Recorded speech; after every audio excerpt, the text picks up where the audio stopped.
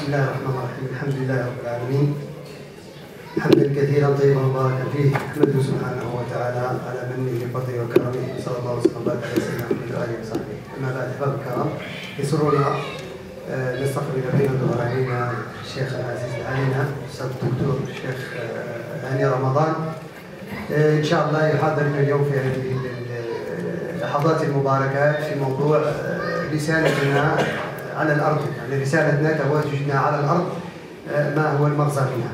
Alors Inch'Allah en bref, je ne vais pas prendre assez du temps avec on accueille notre Yaïmé Cheikh Hani Ramadan, comme vous le connaissez, le directeur centre islamique à Genève, ainsi que professeur de la faculté de Barrage et ainsi de suite. Inch'Allah va intervenir au sujet de notre mission ici sur terre, Inch'Allah. Alors je lui passe la parole, marhaban bihi wa ahlan.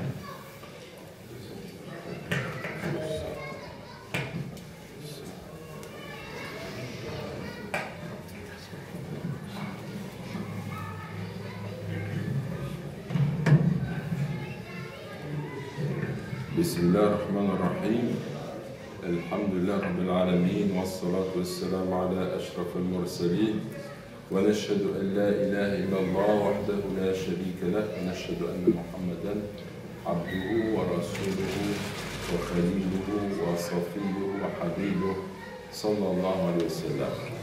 Donc le sujet, assalamu alaikum wa rahmatullahi wa barakatuh, le sujet qui m'a été proposé c'est notre mission sur Terre. Et je pense qu'une façon de répondre à cette question c'est de nous dire, de nous poser la question, où est-ce que nous sommes et qu'est-ce que le Créateur attend de nous. Allah subhanahu wa ta'ala dit dans le Coran, يا أيها الناس اعبدوا ربكم الذي خلقكم والذين من قبلكم لعلكم تتقون الذي جعل لكم الأرض فراشا والسماء بناء وأنزل من السماء ماء فأخرج به من الثمرات رزقا لكم فلا تجعلوا لله أندادا وأنتم تعلمون. Ô homme, adorez votre Seigneur qui vous a créé. Vous et ceux qui vous ont précédés, peut-être pratiqueriez-vous la piété. Lui qui a fait pour vous de la terre un lit et du ciel un édifice, et qui a fait descendre du ciel une eau par laquelle il a fait sortir des fruits en tant que subsistance pour vous, ne donnez donc pas à Dieu des égaux alors que vous savez. Donc dans ce passage, Allah interpelle les hommes, Ya ayyuhan nas, et il faut se rappeler que c'est dans Surat al-Baqarah, et qu'auparavant, dans les versets qui précèdent, il avait mentionné 3 catégories de personnes. D'abord les croyants, et ensuite les incroyants, les négateurs, et troisièmement les hypocrites. Al-mu'minoun, al-kafiroun, al-munafiqoun. Et puis ensuite, il s'adresse à l'ensemble des hommes de l'humanité pour justement faire cet appel. Adorez votre Seigneur qui vous a créé, ceux qui vous ont précédés. Pour nous dire que le sort qui nous est réservé est comparable à celui de ceux qui nous ont précédés. Ils ont vécu un certain temps, ils ont habité sur terre un certain temps, puis ils sont passés. Et de la même façon, nous allons passer les uns et les autres, et nous ne sommes pas ici pour demeurer éternellement, mais nous avons simplement à effectuer un séjour sur terre, où il nous est demandé d'apprendre à adorer notre Créateur subhanahu wa ta'ala. Orboudou, quand on dit Orboudou, c'est un impératif qui nous montre qu'il s'agit d'un ordre divin, et nous savons que dans le Coran, Allah subhanahu wa ta'ala nous a dit وَمَا خَلَقْتُ الْجِنَّ وَالْإِنسَ إِلَّا لِيَعْبُدُونَ. Je n'ai créé les djinns et les hommes que pour qu'ils m'adorent. Et quand on dit adorer, Orboudou, du verbe abada, qu'est-ce que signifie abada? C'est adorer Dieu, lui obéir, le servir. L'adoration, comme le dit l'imam, le grand imam al-Qurtubi, consiste à professer le monothéisme et à se conformer aux lois de la religion. Deux choses, en Boudou. Il s'agit de professer le monothéisme et d'une part, et d'autre part, de se conformer aux lois que Dieu nous a données, on obéit et on s'écarte également des interdits. Et puis, il nous est dit dans ces versets que la'allakum tattaqun. Peut-être craindriez-vous Dieu.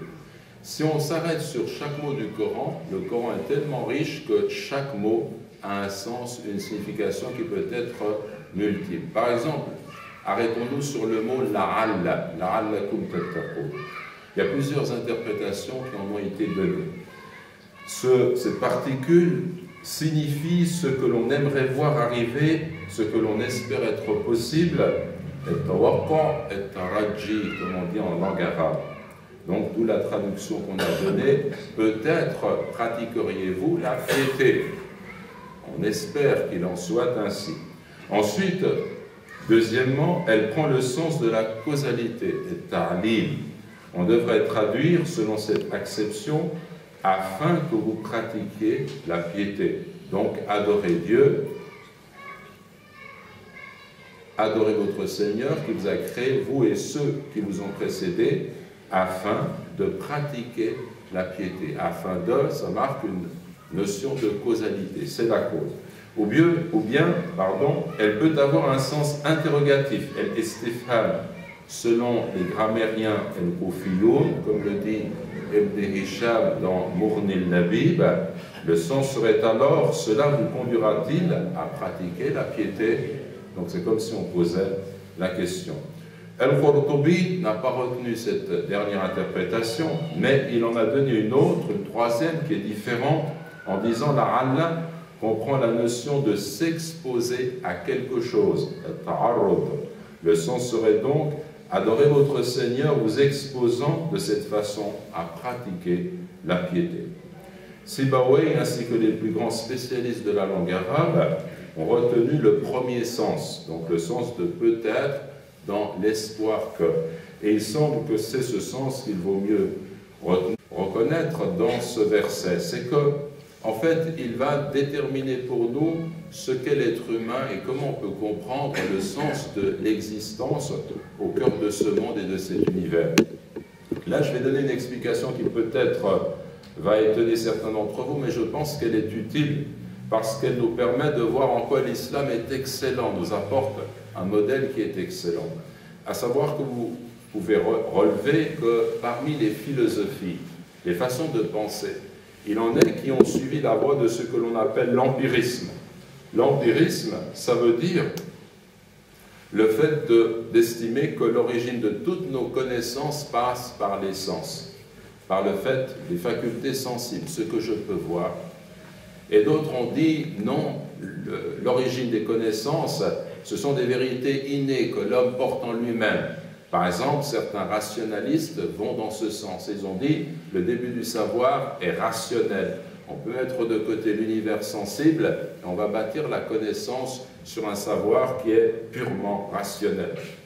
Et puis vous avez une troisième catégorie de personnes qui vous disent que lorsqu'on approche le divin, la connaissance ne relève ni des sens, ni de la rationalité, mais de la foi pure. Il n'y a rien à comprendre au niveau de la foi.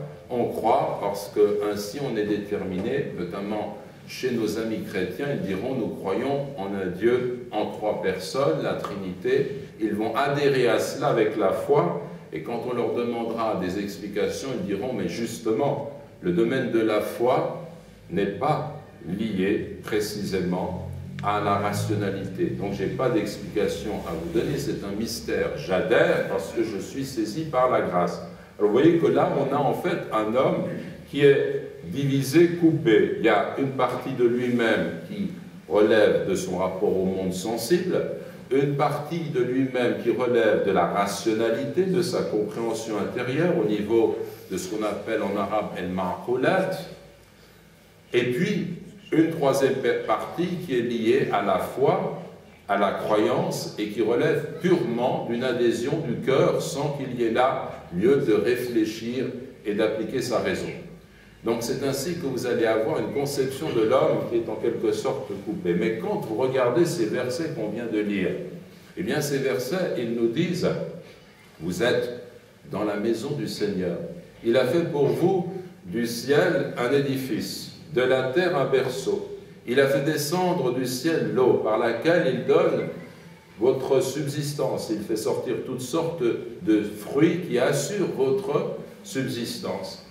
Et ne donnez pas donc à Dieu andadan, c'est-à-dire des divinités égales, alors que vous savez. Cela signifie que l'être humain, au fond de lui-même, sait de science certaine, il est imprimé, il a été créé avec la marque du monothéisme, il sait que son Dieu est un Dieu unique. Bala shahidna, on sait que dans un stade pré-existentiel, lorsque Allah a tiré du dos d'Adam sa descendance, il les a fait témoigner contre eux-mêmes. Alastu bi rabbikum, ne suis-je pas votre Seigneur? Ils ont dit oui, Bala, si, nous en témoignons. Donc chacun d'entre nous a témoigné du fait que Allah est notre maître et seul créateur. Donc on n'a pas à donner à Dieu d'autres divinités, mais surtout quand on regarde cet univers créé et quand on considère ces versets, on observe une chose qui est intéressante. D'abord, ces versets ce verset qu'on a cité, il fait partie de la révélation. Le fait que j'adhère à cela, c'est un acte de foi. Par ma foi, quelquefois, je sais que le Coran est la parole de Dieu. Et cette parole de Dieu, elle me dit, regarde l'univers. Donc je regarde l'univers avec mes sens. Et cette parole de Dieu, elle me dit également, observe les rapports qu'il y a entre les phénomènes, entre le soleil, entre la terre, entre l'eau, la pluie, la nourriture. Et là, je vais raisonner et réfléchir. En d'autres termes, c'est l'idée d'un homme naturel, d'un homme entier qui n'est pas découpé comme cela, mais qui est l'homme naturel. C'est pour cela que l'islam, c'est din al-futra, la religion naturelle, et qui fait que l'être humain au sein de cet univers est amené à habiter l'univers selon ce que son Créateur a voulu pour lui, et non pas en y semant le désordre, en étant en rupture avec la création qu'il va détruire, en étant en rupture avec lui-même, déchiré entre l'idée de la foi et l'idée de la raison, l'idée de la religion et l'idée de la science, l'idée de l'État et l'idée de l'Église. On est là dans un climat qui a établi au sein des modalités d'existence des ruptures. Pourquoi? Parce qu'on a une conception qui relève justement de cette idée qu'on a de l'homme. Mais quand on revient au Coran, quand on lit les versets du Coran, on voit qu'au contraire, on est sollicité et on découvre quoi? L'harmonie du composé humain. Il n'y a pas de déchirement dans la foi du croyant. Le croyant, il réfléchit, il voit, il pense, il observe et il croit. Et tout cela est parfaitement en équilibre. Et il est dans cet univers chez quelqu'un, chez son Créateur. Et quand Dieu lui dit, le ciel, la terre, l'eau courante, la nourriture, la possibilité justement jour après jour de vivre sur cette terre t'est donnée parce que tu es celui que j'ai désigné pour être le khalifa, c'est-à-dire le gérant de Dieu sur terre. وَإِذْ قَالَ رَبُّكَ لِلْمَلَائِكَةِ إِنِّي جَاعِلٌ فِي الْأَرْضِ خَلِيفَةً قَالُوا أَتَجْعَلُ فِيهَا مَن يُفْسِدُ فِيهَا وَيَسْفِكُ الدِّمَاءَ وَنَحْنُ نُسَبِّحُ بِحَمْدِكَ وَنُقَدِّسُ لَكَ قال إني أعلم ما لا تعلمون وعلم آدم الأسماء كلها.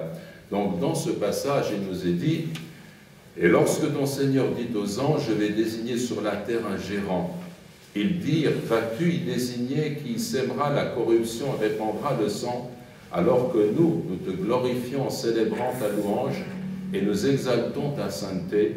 Il dit, en vérité, je sais ce que vous ne savez pas. Donc Allah subhanahu wa ta'ala désigne sur terre un khalifa. Et ce mot khalifa, on peut le traduire par gérant, lieutenant, vicaire, aussi successeur. Et quand on pense à un certain contexte, on le traduit aussi par chef suprême des musulmans. C'est de là que vient le mot calife.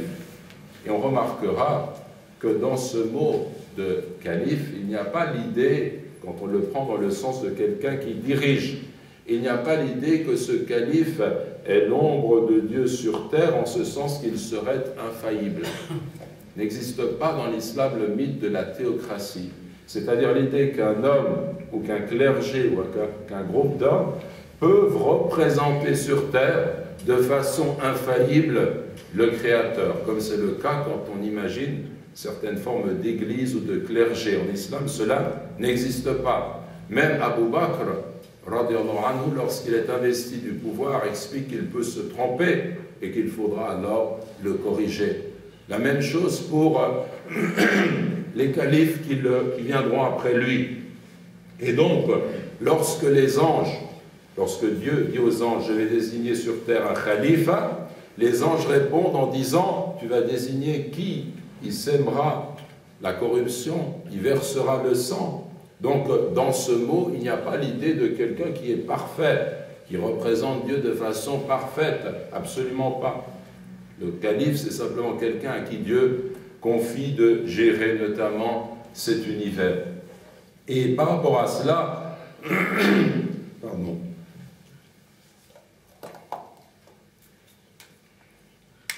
excusez-moi,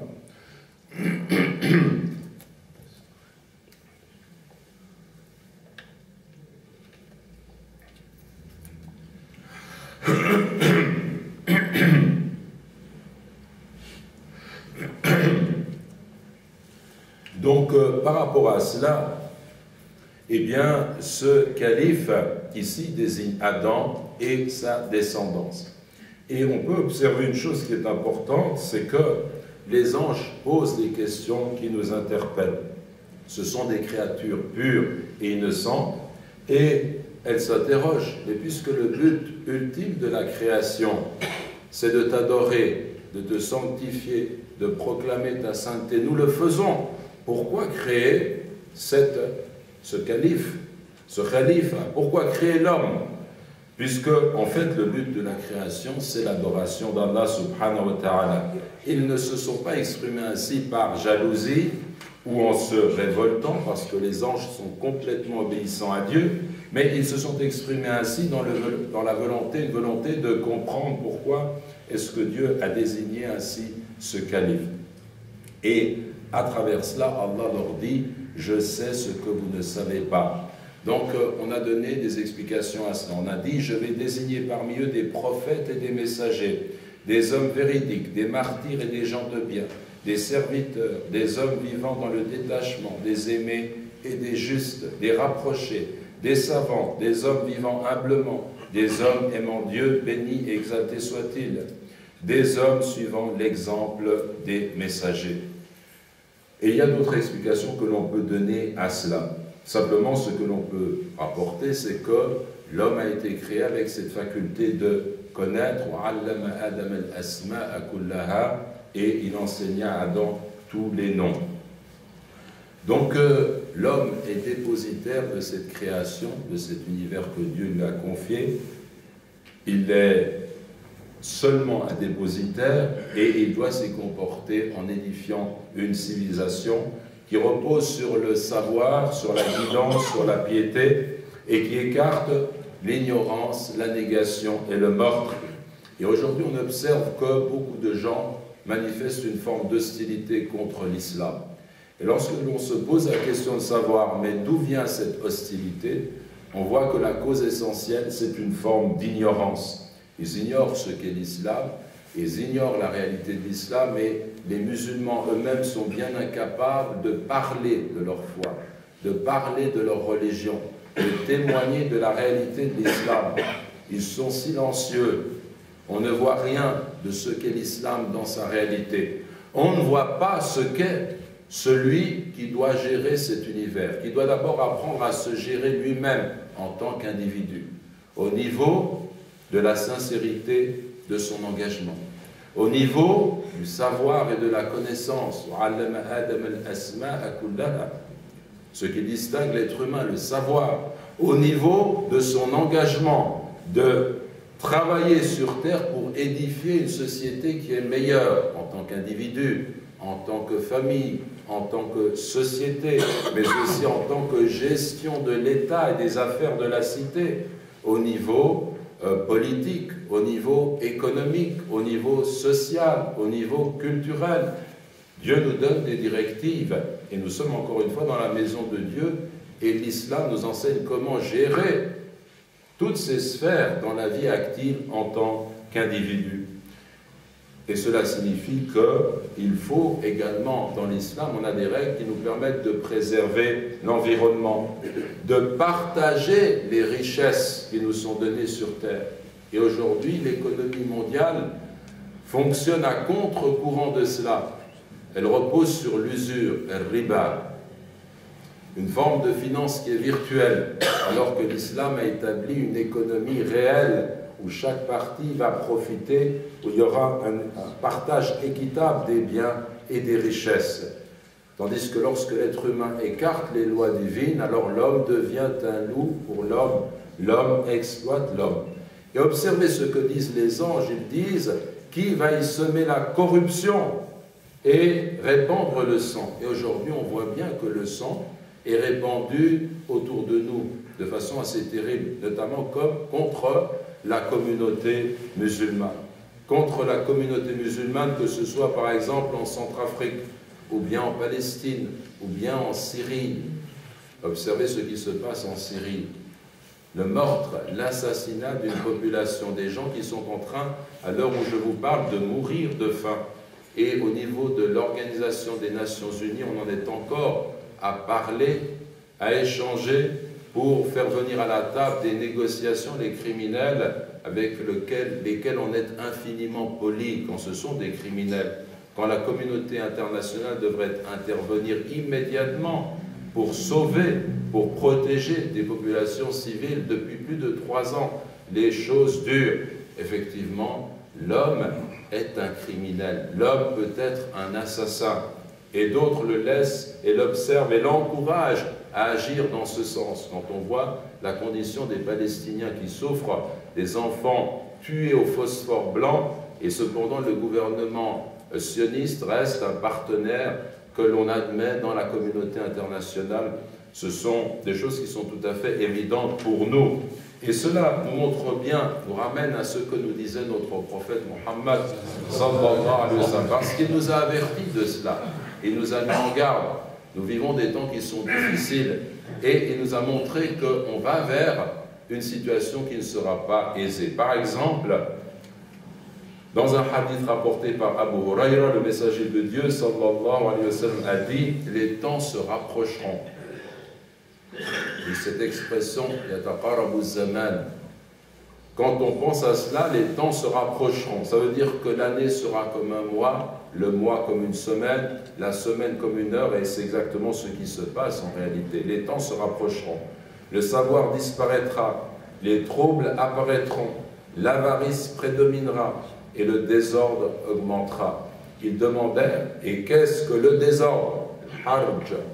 Et le prophète, sallallahu alayhi wa sallam, dit, le meurtre, el-qatl, rapporté par Al-Bukhari et Muslim. Et le prophète nous dit, sallallahu alayhi wa sallam, l'heure dernière ne se lèvera pas avant que des tribus de ma communauté s'en aillent rejoindre les associateurs, les polythéistes, au point que des tribus de ma communauté finiront par adorer les idoles. Et il y aura certes dans ma communauté de grands menteurs au nombre de 30. Chacun parmi eux prétendra être un prophète. Or, je suis l'ultime prophète. Je suis, dit Muhammad, sallallahu alayhi wa sallam, l'ultime prophète.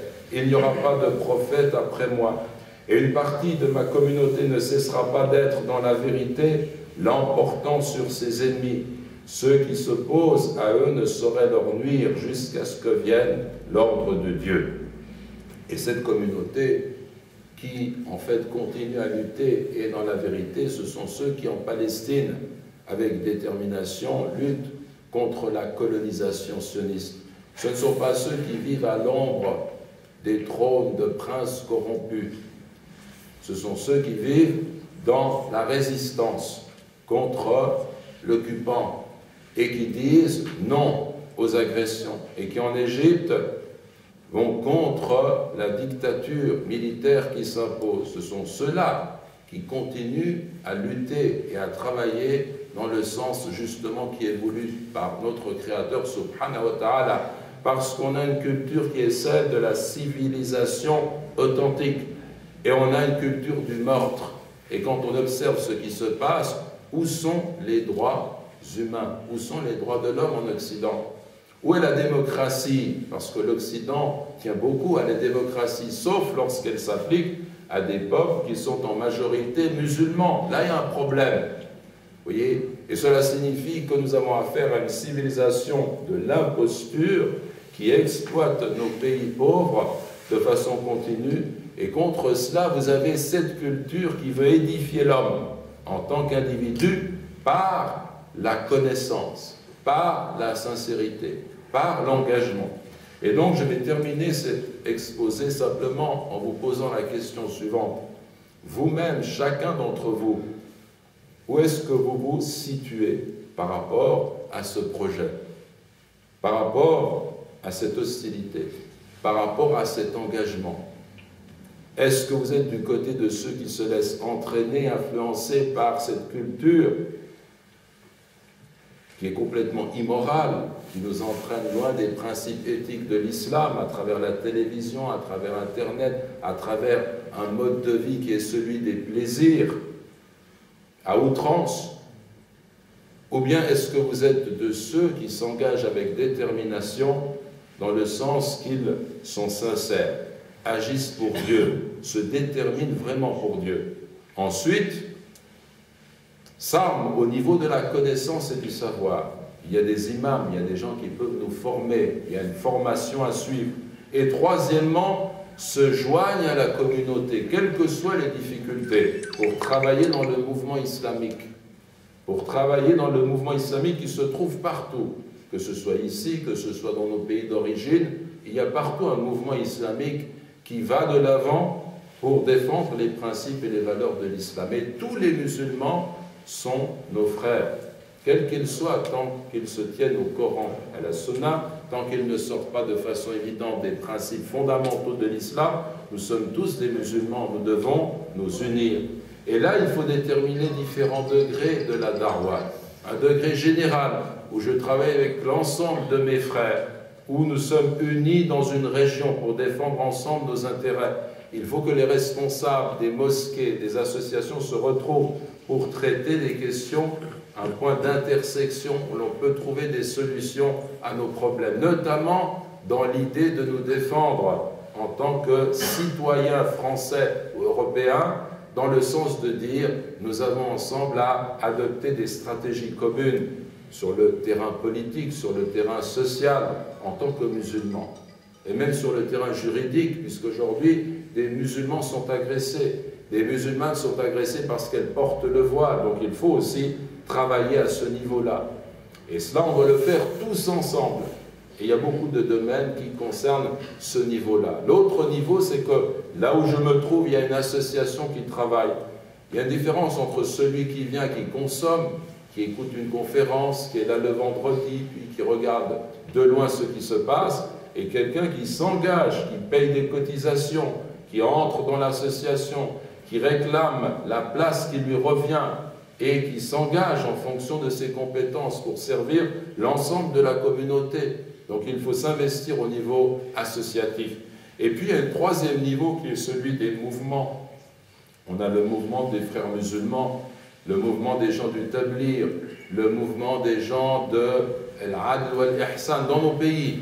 Il y a des conséquences sur le terrain pour nous et chacun est libre de s'inspirer de tel ou tel mouvement pour se former. Il faut penser que tout cela, nous sommes complémentaires les uns des autres. Complémentaires les uns des autres. Il ne faut pas penser ces différents niveaux comme étant une forme de concurrence et d'opposition. Il faut changer cet état d'esprit. Et il faut travailler justement pour édifier cette civilisation pour laquelle nous avons été créés. L'individu, la famille, la communauté, le message rayonnant de l'islam qui permet justement de trouver cette harmonie. Parce que être musulman, finalement, c'est vivre dans la sagesse et dans la paix. Allah nous dit dans le Coran « Sabbaha lillahi ma fis samawati wa ma fil ard wa huwa al-azizul hakim » Tout ce qui est dans les cieux et la terre glorifie Dieu, wa huwa al-azizu, et il est le tout-puissant, al-hakim, l'infiniment sage. Donc cela signifie que le mouvement entier de la création tend vers Allah. Il y a un courant de tous les êtres dans la nature, de tous les êtres, les anges, et les anges, eux, ont reçu l'ordre de se soumettre à leur Créateur, et ils ont, justement, eux, ils adorent Dieu, comme nous, nous respirons. Donc ils sont déterminés à adorer absolument leur Créateur. Il y a les animaux qui ont des instincts qui les déterminent dans leur mode de vie, mais eux également adorent le Créateur. Et ainsi pour tous les éléments de la création. Et l'homme, lui, n'est ni ange ni bête, mais il a reçu cette responsabilité fondamentale de se conduire selon sa raison, selon sa liberté, de gérer librement l'univers.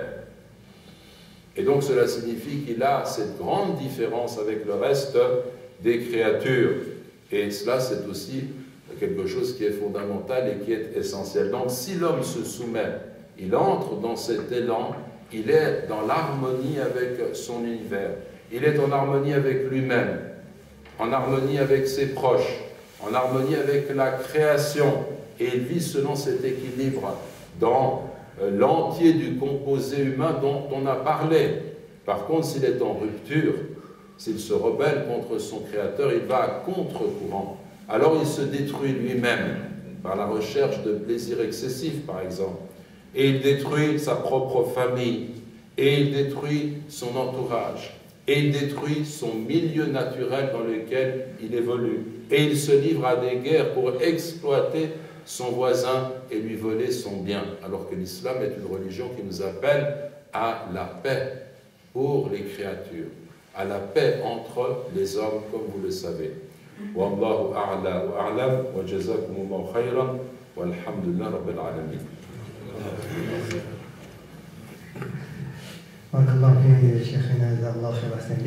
Alors, Inch'Allah, on fait quelques minutes, il y a des questions.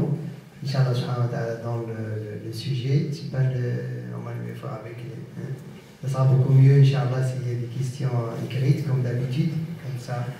Parce que certainement, si je commence à donner des questions orales, il y aura des conférences. Inch'Allah, subhanahu wa ta'ala. Alors, Inch'Allah, on va donner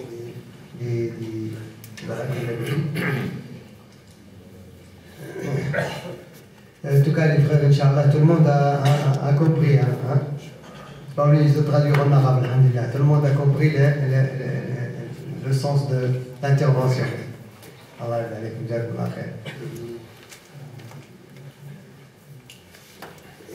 y a deux, trois frères là-bas qui veulent participer, Inch'Allah, subhanahu wa ta'ala.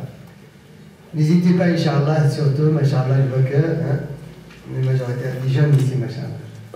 La majorité, c'est des jeunes, Masha'Allah. Les moins jeunes aussi, ils sont bien là, mais... Alors, parce qu'il est toujours, Inch'Allah, subhanahu wa ta'ala, dans le bon sens. Sallallahu alayhi wa Inch'Allah. Alors, on essaie, Inch'Allah, de rester en gros dans le sujet, Inch'Allah, subhanahu wa ta'ala. Barakallahu fikum, ahsan ilaykum, Inch'Allah.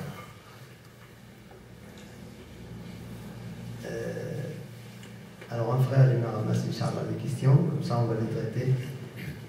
Il parle.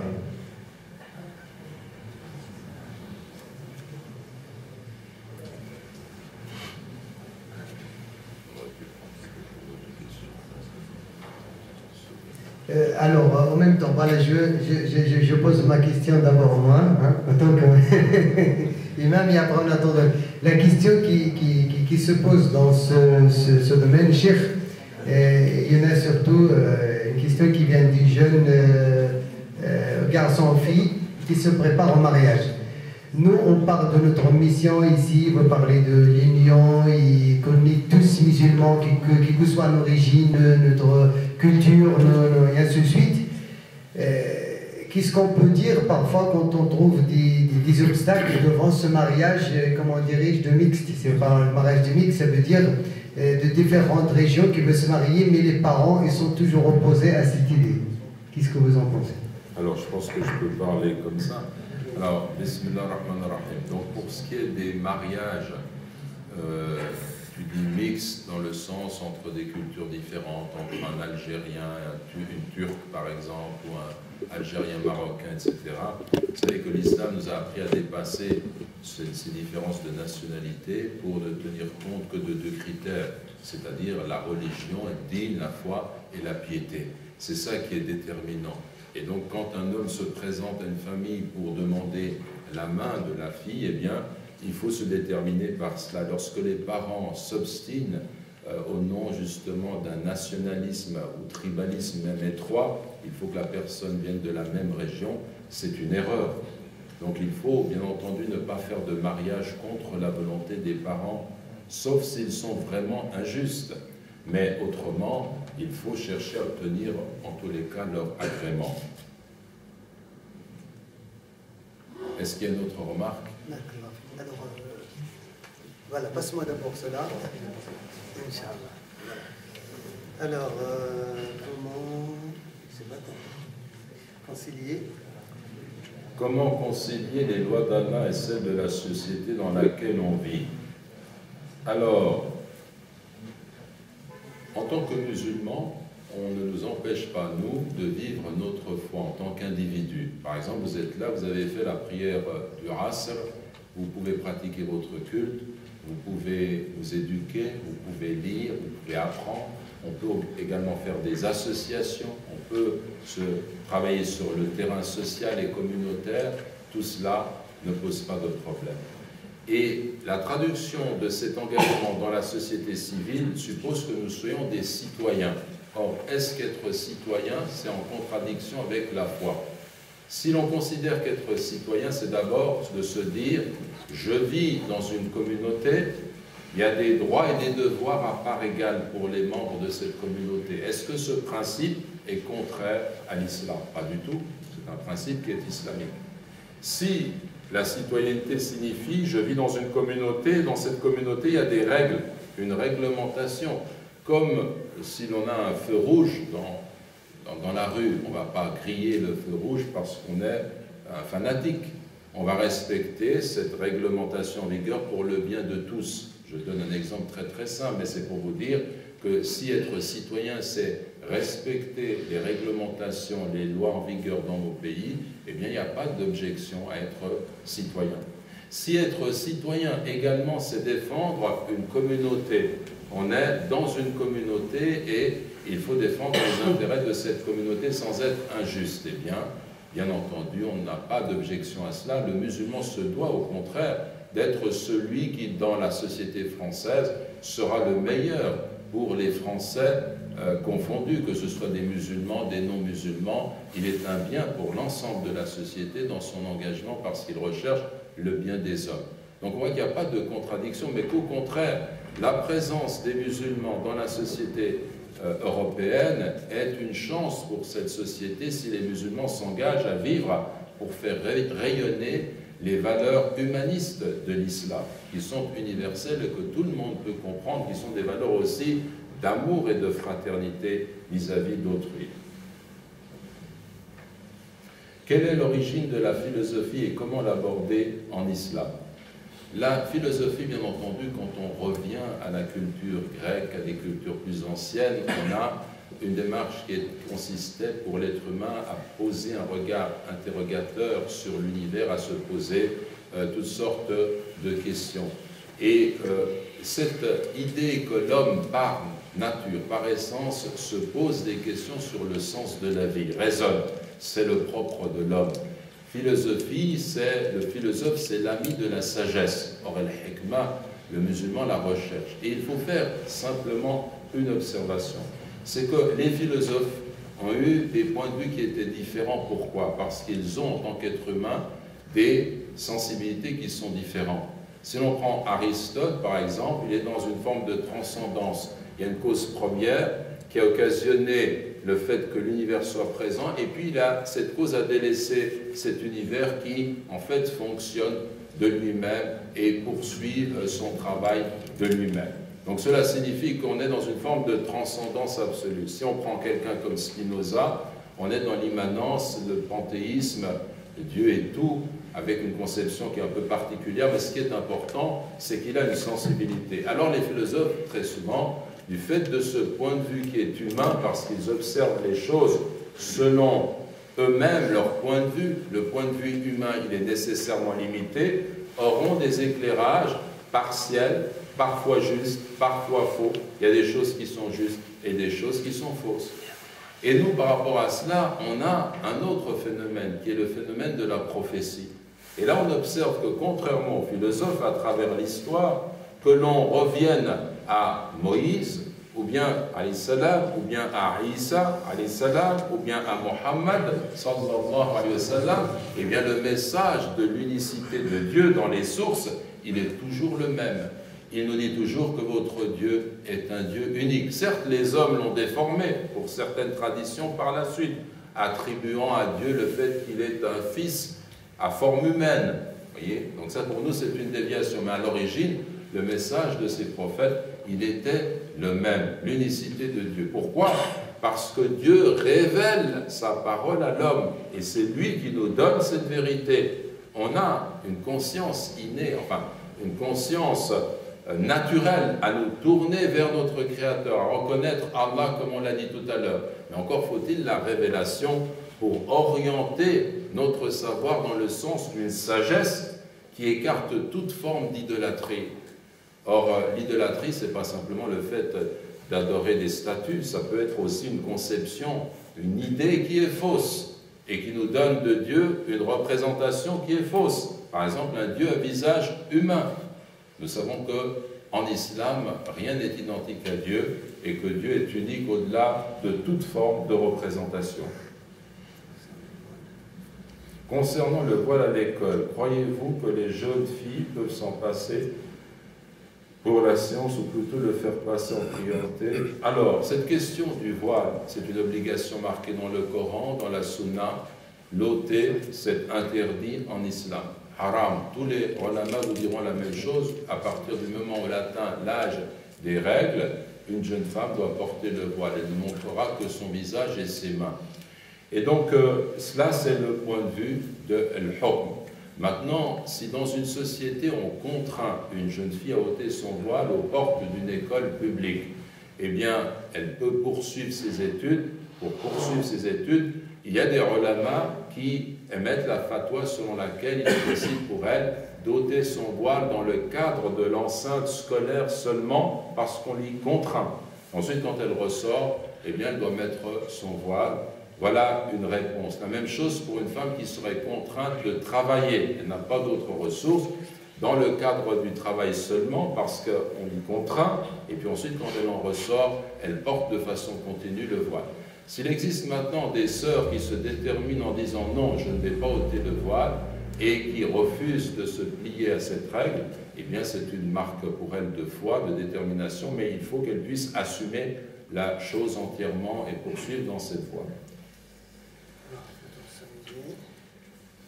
Peut-on s'amuser tout en adorant Allah? Alors la distraction, c'est une chose qui est importante aussi en islam. Quand on parlait tout à l'heure du composé humain, il y a en nous plusieurs choses. On ne peut pas rester toujours dans une orientation qui serait celle d'être toujours impliqué de façon sérieuse en toute chose. L'homme, il a besoin de se divertir. Il y a des divertissements qui sont licites, qui sont bienvenus, comme le sport, comme le fait de jouer innocemment, comme le fait, par exemple, d'avoir dans les rapports conjugaux des moments d'intimité. Tout cela fait partie des divertissements qui sont autorisés en islam. Est-ce que toutes les guerres qui se passent en ce moment sont écrites dans le Coran? Non, elles ne sont pas écrites toutes dans le Coran, mais il est inscrit dans le Coran que l'homme, à travers ce qui a été rapporté de la parole des anges, serait un tueur, un assassin, et qu'il va répandre le sang sur terre. Et l'objection, enfin le grand élément qu'on a pu déterminer de ce qui a été dit au niveau des versets, c'est qu'il reste que Dieu sait ce que les anges ne savaient pas, et il enseigne à Adam le nom de tous les êtres, ce qui va faire de l'être humain aussi quelqu'un capable du bien, quelqu'un capable des meilleures choses. Pourquoi l'homme en général dans la communauté musulmane ne réussit pas à avoir une économie musulmane pour éviter l'usure? Alors bien entendu, on est dans un système usuraire qui contredit les principes de l'islam, et précisément l'une des façons de pouvoir développer au sein de notre communauté une forme d'économie réelle en respectant les principes de l'islam, c'est de commencer à nous unir et à réfléchir sur le concept de cette économie au sein des sociétés occidentales. Comment est-ce qu'on pourrait l'amener? Comment est-ce qu'on pourrait progresser pour développer cela?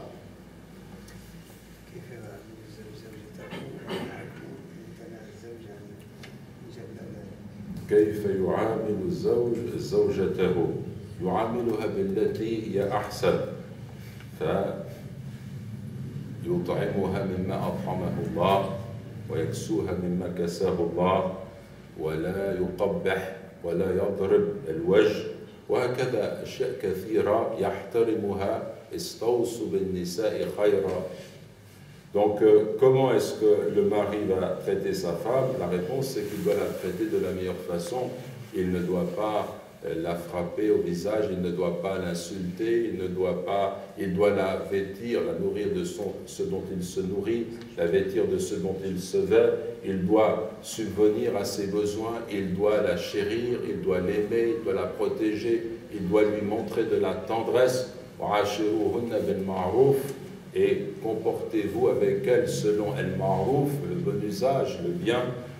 Bien entendu, le prophète nous a dit également le meilleur d'entre vous, sallallahu alayhi wa sallam, est le meilleur pour son épouse, pour sa femme, et je suis le meilleur d'entre vous en ce qui concerne mon épouse, donc ma famille. Donc cela signifie qu'il faut vraiment suivre cette voie de l'islam qui honore réellement la femme. La tadribu ima Allah, disait le prophète sallallahu alayhi wa sallam, ne frappez pas les adoratrices d'Allah. Bien entendu, il y a d'autres aspects de cette question, mais nous devons de mettre en avant ce comportement parce que lui-même, il était d'une bonté extraordinaire, il ne frappait pas les femmes.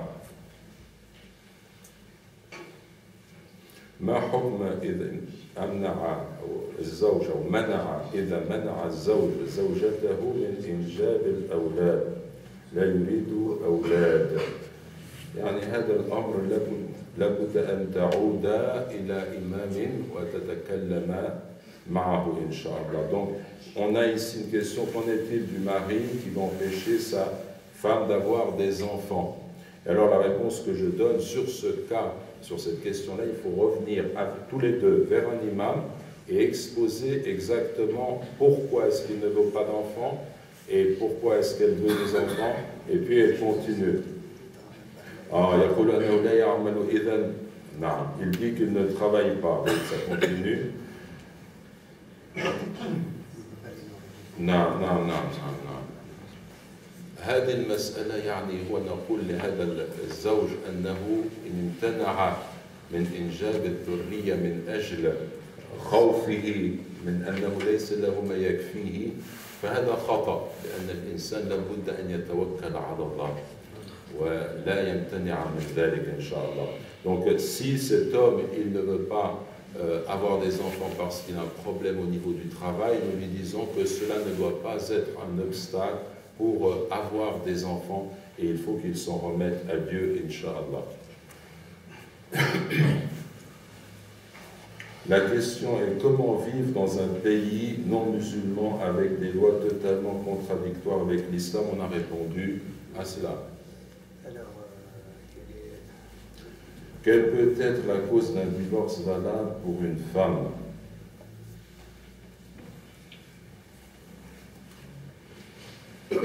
Alors, s'agit-il d'une femme qui demande le divorce? Ce qu'on appelle en islam el khola. Est-ce que c'est la question qui est posée? Je pense que c'est ça. Si c'est cela, dans ce cadre-là, nous disons que el khola, la femme ne doit pas en principe penser au divorce, sauf s'il y a une raison qui est valable et qui serait de l'ordre d'un mari qui va vraiment contre les principes de l'islam, qui par exemple s'obstine à délaisser la prière, à faire en sorte que la vie au sein du foyer soit contraire aux principes de l'islam et précisément s'égare lui-même et persiste à égarer sa propre famille. Même dans cette situation, on ne va pas dire on va directement au divorce. On va réunir les gens, on va leur parler pour essayer de convaincre cet homme de revenir à l'éthique musulmane pour préserver le foyer, notamment quand il y a des enfants, quand il y a une famille. Il faut vraiment écarter la perspective du divorce et essayer de repêcher l'individu qui s'est écarté des principes de l'islam, même si par exemple il a délaissé la prière.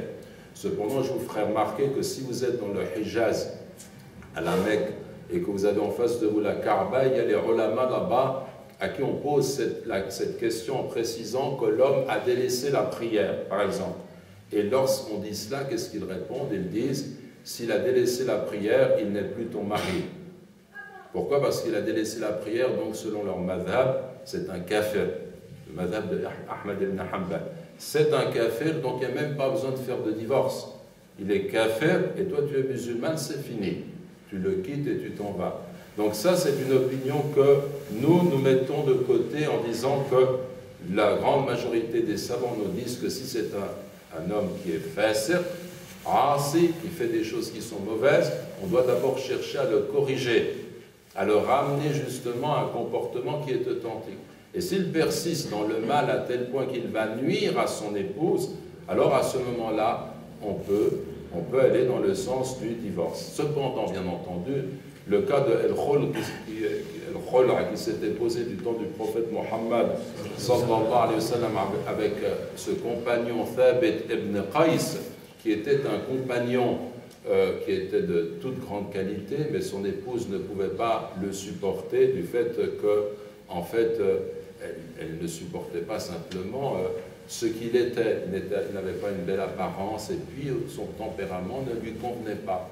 Alors elle est allée voir le messager de Dieu, sallallahu alayhi wa sallam, pour lui demander d'être séparée d'avec ce noble compagnon. Et ensuite, il lui a demandé de lui rendre le sadaq qu'elle avait pris, et puis le divorce a été fait. Donc simplement parce qu'elle ne parvenait pas à vivre avec ce compagnon au point de vue de ce qu'il représentait. Elle ne lui reprochait ni sa foi, ni sa religion. C'est l'un de ceux à qui le paradis a été promis en dehors des 10. Mais c'est quelqu'un, ou avec les 10 selon les discussions qu'on a autour de cette question-là. Mais simplement ce qu'il y a, c'est que cet homme-là, eh bien, il était remarquable. C'était un grand musulman, un homme de foi. Et la femme a demandé à en être séparée, et le messager de Dieu, sallallahu alayhi wa sallam, a accepté. Par conséquent, on doit tenir compte aussi de ce type de sentiment au sein de notre communauté, quand cela devient vraiment insupportable pour l'un ou l'autre partie, cela peut être le motif d'un divorce. Mais il ne faut pas mettre ça en avant. Il faut rappeler que la réalité pour un homme et pour une femme, c'est qu'il faut éviter à tout prix le divorce. S'il y a le hadith qui nous dit que parmi les choses licites, le divorce est la chose la plus détestée de Dieu, bien qu'on discute aussi autour de la validité de ce hadith, mais le sens est bien là, il faut éviter le divorce. Le musulman peut-il vivre dans un pays non musulman? Si oui, dans quelles conditions?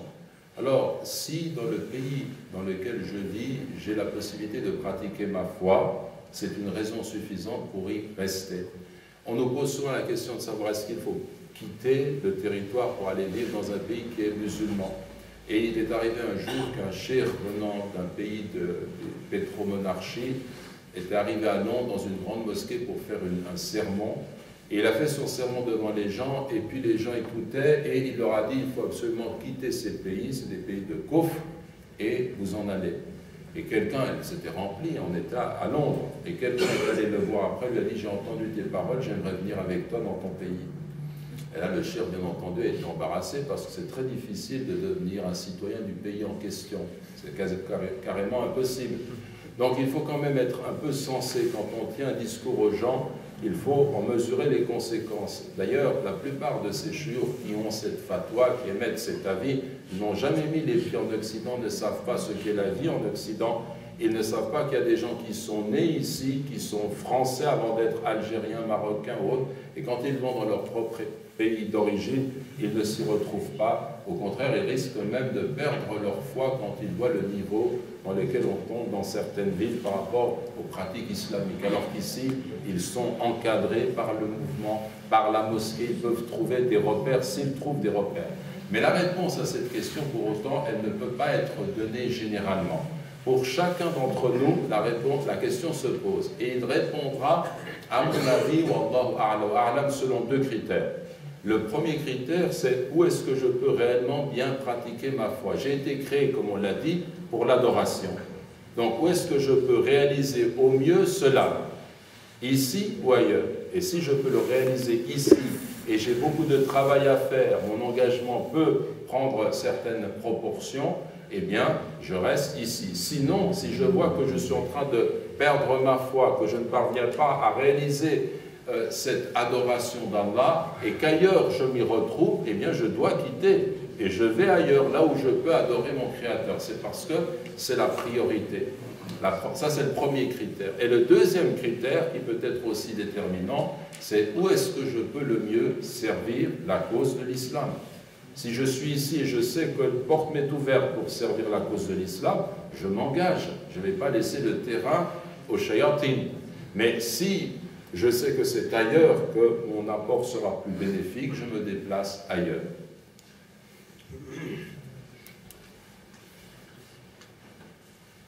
Que dire au nom des personnes qui vont combattre au nom d'Allah? Quelle est votre position? Très souvent, nous avons affaire à des personnes qui partent et qui ne savent pas où elles vont. En réalité, un musulman se doit, il a l'obligation d'agir avec intelligence. Il n'est pas question d'aller donner sa vie sans comprendre ce que l'on fait. Par contre, nous avons l'obligation d'analyser ce qui se passe, par exemple, en Syrie. Il y a beaucoup de fitan là-bas, beaucoup de difficultés, et ce dont les Syriens ont besoin aujourd'hui, c'est d'aide humanitaire.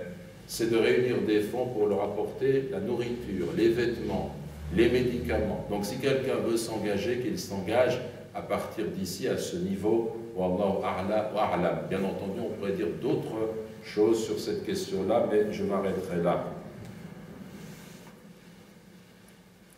Donc j'ai répondu à cette question, c'est un peu la même chose, peut-on faire la hijra?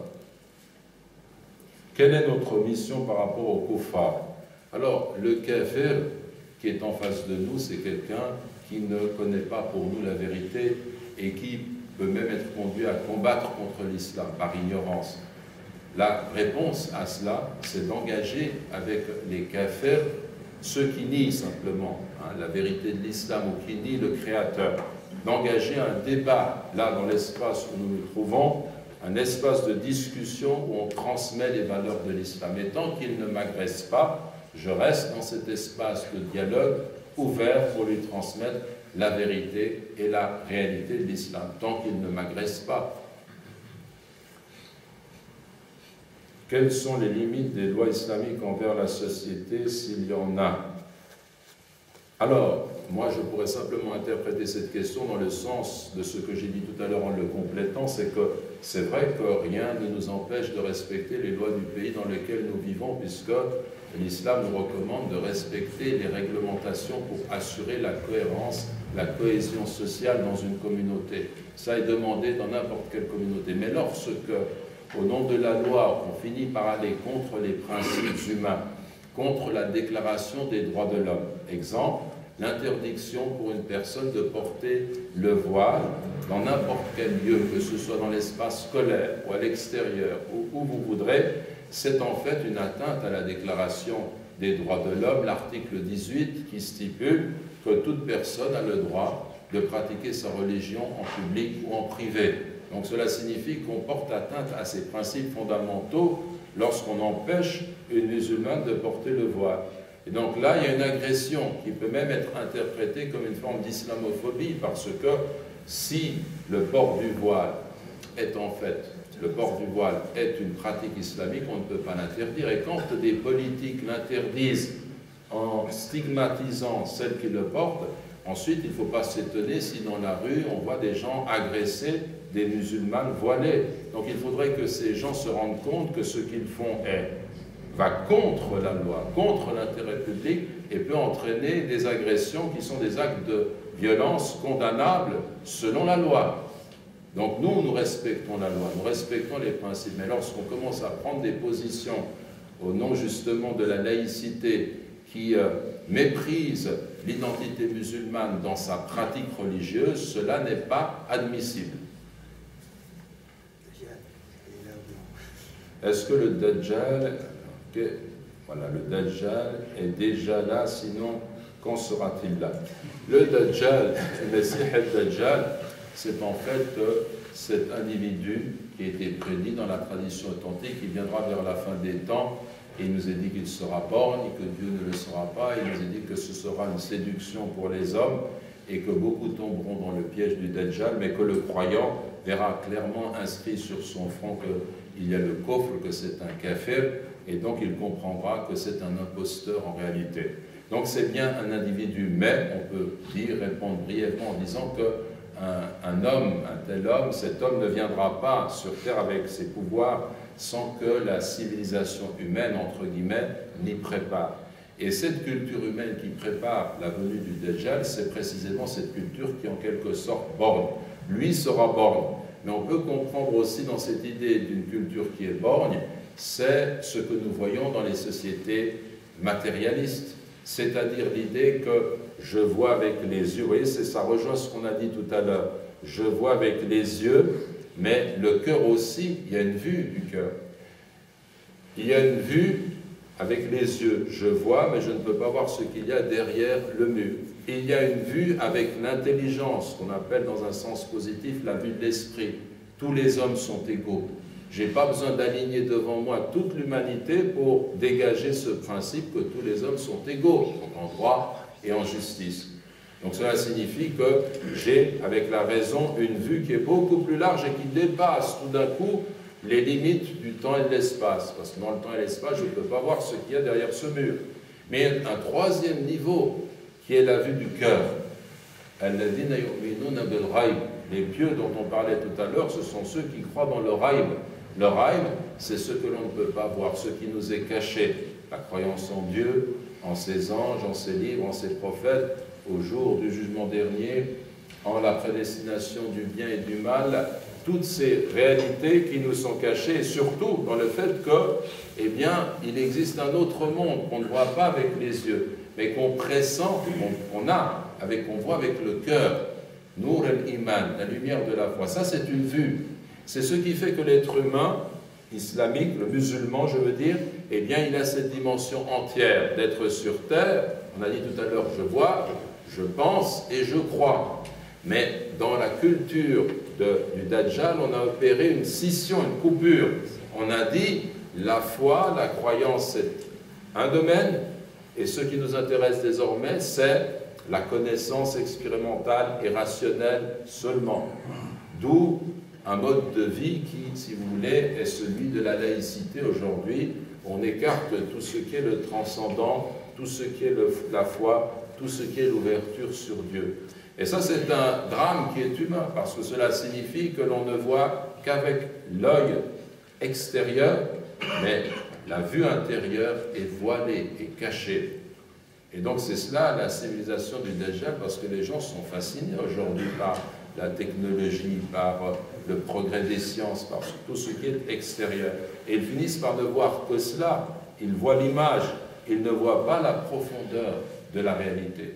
Et l'islam, c'est une religion qui vous dit, il y a l'homme, il a un toul ou l'ard, il a une hauteur et une largeur. Comme le disaient d'ailleurs les polythéistes, ils disaient de l'homme, eh bien il a cette dimension-là. Ce qui fait qu'un homme est un homme valable, c'est qu'il est grand, c'est qu'il est large, il s'exprime bien, et on est dans ce cadre-là. Qu'est-ce qu'est venu faire l'islam avec cet homme? Il a dit, l'homme a certes une largeur, une hauteur, mais il a aussi une profondeur. Et cette profondeur-là, c'est la dimension de la foi. Et la civilisation du Dajjal, elle rompt avec cette profondeur précisément. Au sujet de la théorie des genres, que doit-on faire pour éloigner nos enfants? Doit-on les sortir de l'école? Alors, par rapport à cette théorie, bien entendu, on ne peut pas admettre que l'on confonde les choses. Un homme est un homme, une femme est une femme, un coq est un coq, une poule est une poule, et il ne faut pas mélanger les choses, et tout cela est absolument évident. C'est clair qu'il y a là une volonté, au nom de cette prétendue égalité entre les individus, il y a une volonté d'aller vers le fait de reconnaître des pratiques qui sont contraires à nos principes. Et nous disons que ces pratiques, notamment homosexuelles, eh bien, elles sont contraires à notre éthique, à notre foi, aux principes énoncés dans la Torah, dans l'Évangile et dans le Coran. Et donc cela est tout à fait clair. On doit pouvoir nous éduquer nos enfants selon ces principes. C'est une liberté qui nous est donnée. D'autres veulent faire autre chose et ils font autre chose. Cependant, cela ne va pas signifier concrètement qu'il faut sortir immédiatement nos enfants du cadre scolaire de la République. Il faut simplement corriger ce qui est dit. Il faut orienter nos enfants par une éducation qui est saine, contredire ce que l'on peut dire dans l'école publique, entrer dans un débat qui est constructif avec nos enfants pour leur faire comprendre que cela ne relève pas de ce qu'ils doivent retenir quant aux vérités fondamentales qui caractérisent l'être humain en tant que tel. Que dit l'islam pour un avortement avant le 4e mois?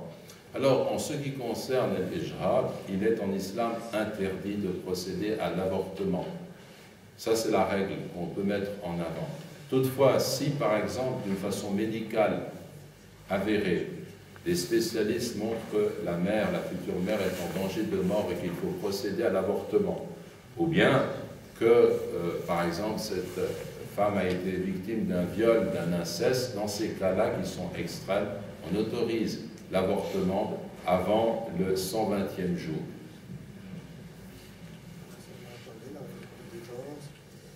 Les deux, c'est la même chose. Le vote, c'est-il haram ou non, et ceux qui s'abstiennent. C'est la même question. D'accord. Le vote est-il haram? Alors, par rapport à cette question du vote, on peut retenir une chose qui est fondamentale. Très souvent, on a affaire à nos frères, nos sœurs qui se disent salafistes. On est tous dans la salafia, on est tous à nous reporter à l'exemple des premiers compagnons, des premières générations de l'islam, c'est notre modèle. Mais il y en a qui, finalement, vont adopter un point de vue qui est extrêmement étroit, littéraliste sur certaines questions, qui vont rejeter complètement le vote comme étant du kufr. Et très souvent, on observe qu'ils ont cette position et que d'autres sont contre eux et vont dire « mais non, vous êtes dans l'erreur pour telle et telle raison ». Mais la réalité, je pense, c'est qu'il faut être un peu plus nuancé pour les uns et pour les autres.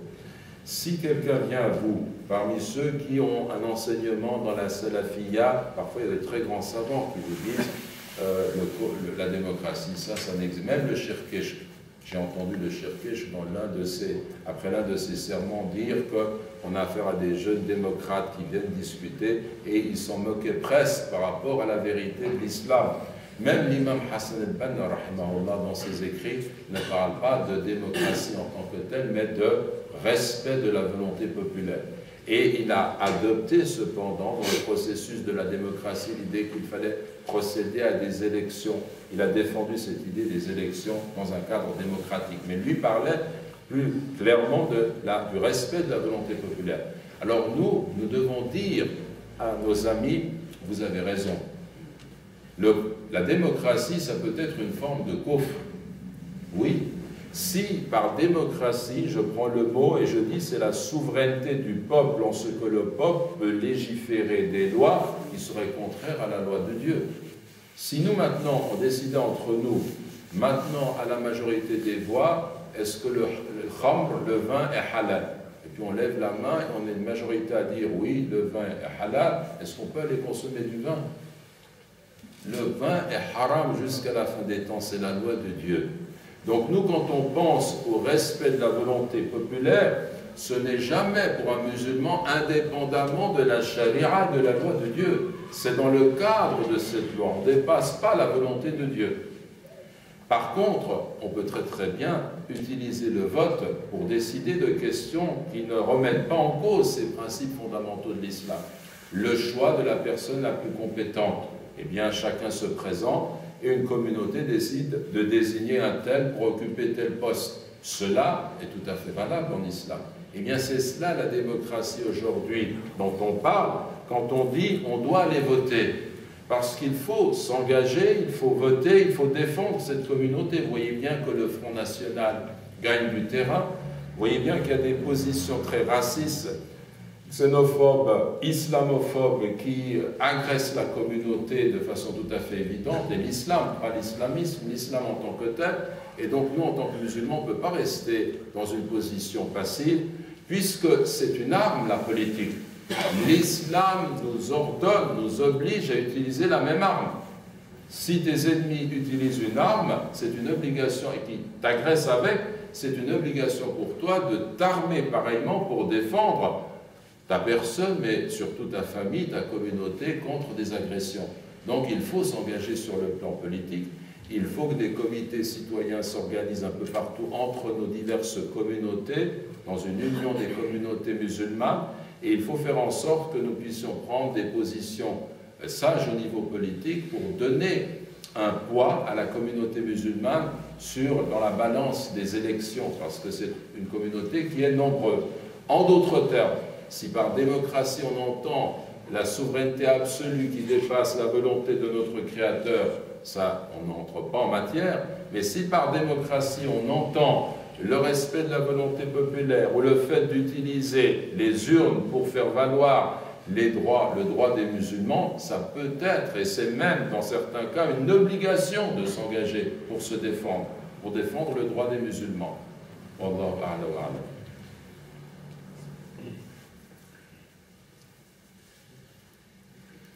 Je préfère laisser, c'est toujours la même théorie, ça en parlera peut-être une autre fois. Peut-on consommer de la gélatine bovine ou porcine? Alors, par rapport à cette question-là, je déconseille toute personne de consommer la gélatine quand elle provient d'un animal qui n'a pas été égorgé. Bien que je sache qu'il y a des personnes, des savants, des gens qui sont allés dans le sens de dire que cela, ce n'est plus l'élément de l'animal en question qui a été complètement diminué au niveau chimique, utilisé de façon chimique. Mais étant donné l'origine, étant donné que l'animal n'a pas été égorgé, il vaut mieux s'abstenir de cela. Il y a des produits chimiques maintenant qui nous dispensent d'avoir recours à cette gélatine. Wallahu a'lam wa a'lam.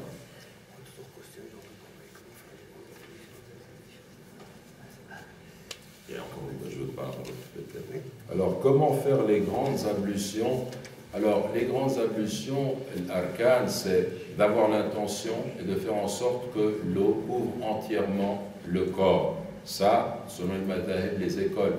Par exemple, dans l'école de l'imam Malik, il faut aussi se frotter le corps, passer la main sur le corps, enfin, faire en sorte qu'il ne suffit pas que l'eau coule sur le corps, il faut encore se frotter le corps. Bon, mais la meilleure façon de faire les ablutions, si on veut une façon qui est complète, elle consiste premièrement à se laver les parties intimes, à faire les petites ablutions, puis à faire les grandes ablutions en se versant par 3 fois de l'eau sur la tête, en faisant en sorte que l'eau touche la racine des cheveux. La femme n'a pas besoin de dénouer ses nattes, et puis en faisant en sorte que l'eau coule sur l'ensemble du corps, en ne mettant aucune partie du corps. On peut commencer par le côté droit, puis le côté gauche, ou bien quand quelqu'un prend une douche, il faut en sorte que l'eau couvre l'ensemble de son corps. Wallahu a'lam. Voilà.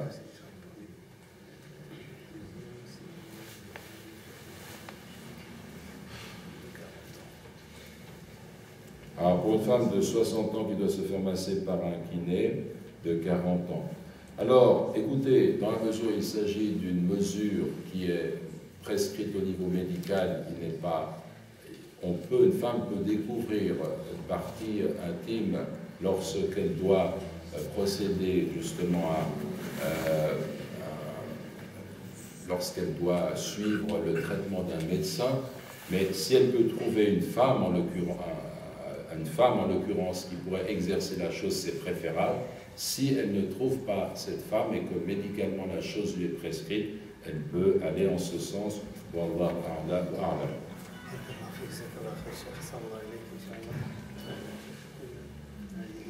Alhamdulillah Rabbil Alamin. Alors nous avons avec nous notre imam qui, pendant toute cette séance, modestement s'est tu, alors je pense qu'il en sait plus que moi, Jazahullah khayran, et donc on va lui demander de clore par le Dora.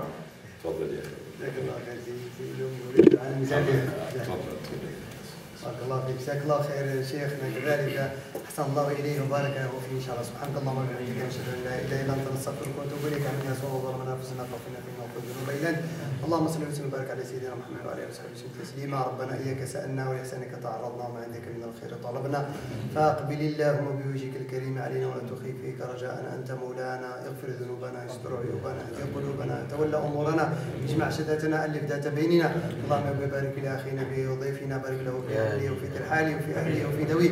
اللهم احفظه في علمه واحفظه في كل نعمه انعمت بها عليه.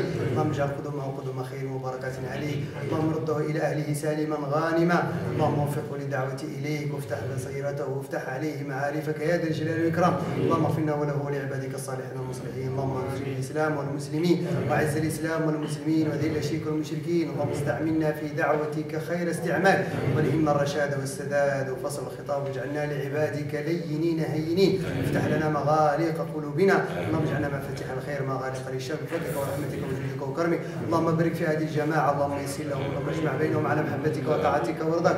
اللهم يسر لهم بناء بيتك في هذه المدينه واجعلهم مناره لدعوتي اليك يا حي يا قيوم بفضلك ورحمتك وجودك وكرمك. وصل اللهم وسلم وبارك على سيدنا محمد واله وصحبه والحمد لله رب العالمين. شكر الله سعيكم وحفظكم الله.